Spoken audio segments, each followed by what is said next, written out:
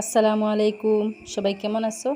আশা করছি সবাই ভালো আছো। আলহামদুলিল্লাহ, আল্লাহর অশেষ রহমতে আপনাদের দোয়ায় আমিও বেশ ভালো আছি আমার পরিবারকে নিয়ে।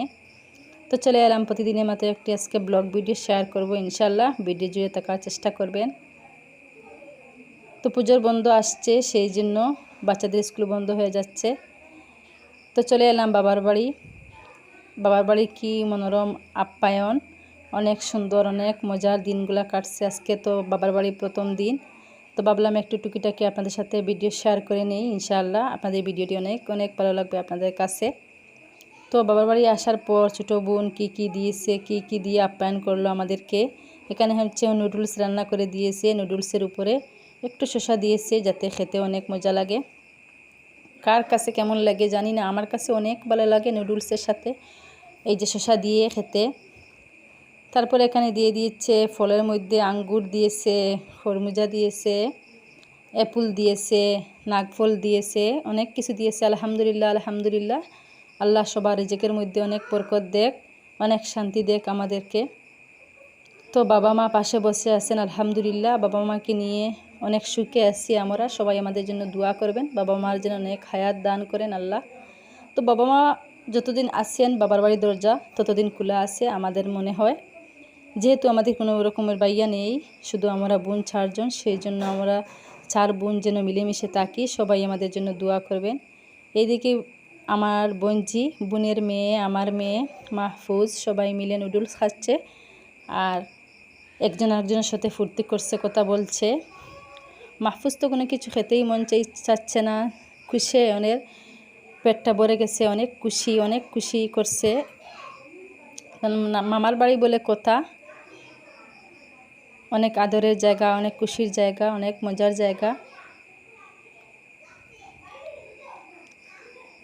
তো চলে এলাম হুট করে বাবার বাড়ি, আপনাদের সাথে একটু শেয়ার করলাম। তো সন্ধ্যার পরে ভাবলাম কোনো কিছু চায়ের সাথে খেলে ভালো লাগবে। বোন ভাবলো যে একটা কেক বানিয়ে নেই, কেকটা আপনাদের সাথে শেয়ার করা হয় নাই।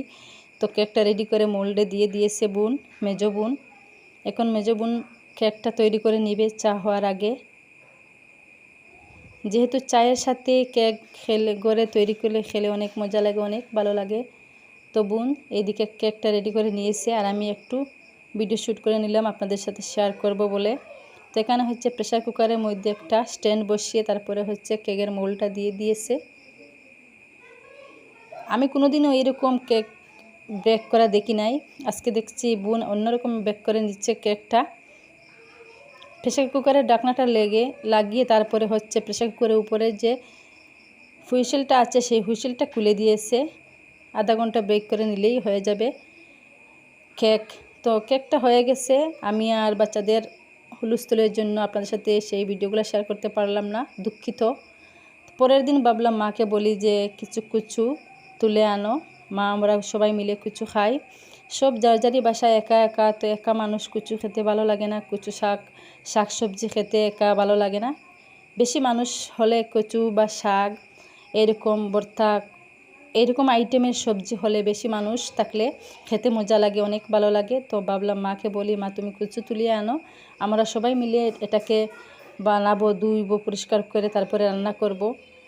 এইরকম সবজি বানাতে অনেক টাইম লাগে, অনেক সময় লাগে, অনেক সময় নষ্ট করতে হয়, তাই অনেক মানুষের প্রয়োজন।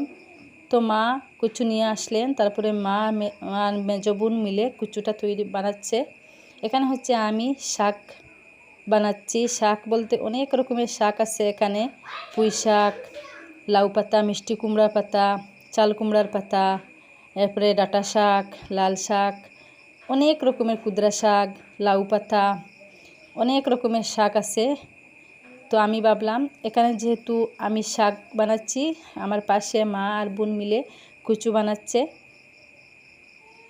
তো বাবার বাড়ির দিনটা আলহামদুলিল্লাহ অনেক ভালোই কাটছে, অনেক মজাই কাটছে। তো সবাই দেখে ভিডিওগুলো একটি লাইক দিয়ে দিবেন। আপনাদের যদি ভালো লাগে থাকে আমার ভিডিওগুলো ফ্রেন্ড ফ্যামিলিদের সাথে শেয়ার করে নিতে পারেন।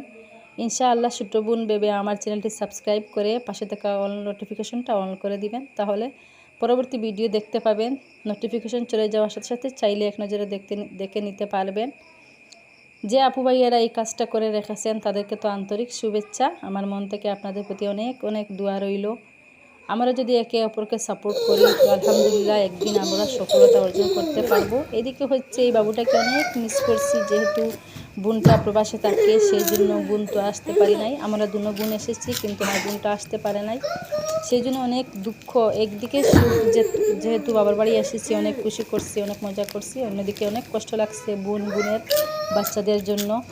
এই তো বাবুটা 9 দিনের বয়স ছিল, সেই 9 দিনের বয়সে প্রবাসে গিয়েছিল, এখন অবধি বাড়িতে আসা হয় নাই, সেই জন্য অনেক কষ্ট লাগছে, অনেক কান্নাও পাচ্ছে। বাবুটা কথা বলে আস্তে আস্তে শিখিয়েছে। সবাই আমার বাবুটাকে দেখে মাশাআল্লাহ বলবেন, অবশ্যই মাশাআল্লাহ বলবেন।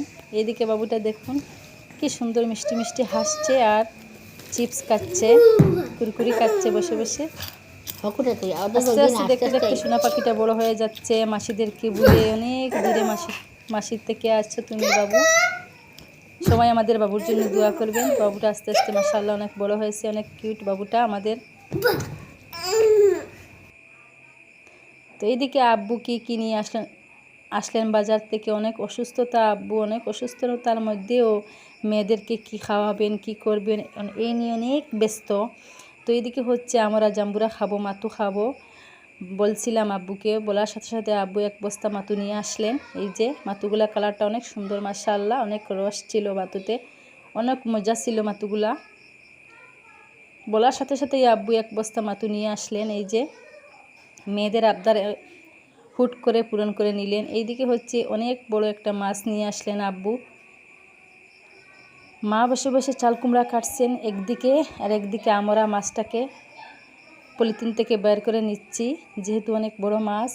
আমি ভাবলাম আমি কীরকম কাটবো, মাকে বলছি, মা বলছে তুমি যেরকম পারো কেটে নেও, যদি না পারো তাহলে থাকুক, আমি পরে কেটে নিব। ভাবলাম মা তো একা মানুষ, সব দিনও কাজকর্ম করতেই আছে, যেহেতু ওনার ছেলের বউ নেই তো উনি অনেক বয়সেই অনেক কাজ করে নিচ্ছেন। বাবার বাড়ি আসার পরও শান্তি নাই আমাদের, কারণ হচ্ছে আমাদের কোনো রকমের ভাই নেই, ভাইয়ের বউ নেই, তো আমাদের সবাই মিলেমিশে কাজ করতে হয়। তো আমি ভাবলাম একটা বাঁশের ঝাড়ু তৈরি করে নিই উঠানটা ঝাড় দেওয়ার জন্য। এখানে আমি একটা ছোটো বাঁশ নিয়েছি, ছোটো বাঁশটাকে কেটে এরকম ছোটো ছোটো করে শলা ফেলে নিচ্ছি, শলা বাইর করে নিচ্ছি বাঁশ থেকে। এরকম বাঁশের ঝাড়ু হলে অনেক দিন যায়, মোটামুটি বছর দিনের মতো চলে যায় বাঁশের ঝাড়ু হলে। আর যদি নারকেলের শলার ঝাড়ু হয় তাহলে 6 মাস 3 মাস এরপরে যায় না, নষ্ট হয়ে যায়, ভেঙে যায়। আর বাঁশের ঝাড়ু হলে প্রায় 1 বছরের মতো চলে যায় আমাদের কাজটা। বাঁশের ঝাড়ুটা অনেক দিন লাস্টিং করে, অনেক দিন থাকে, সেই জন্য ভাবলাম একটু কষ্ট করেই হলে এই বাঁশের ঝাড়ুটা তৈরি করে নিই। মাকে দিয়ে যাব একটা ঝাড়ু, আমি একটা নিয়ে যাব, 2টা ঝাড়ুর জন্য এখানে শলা ফেলে নিচ্ছি আমি।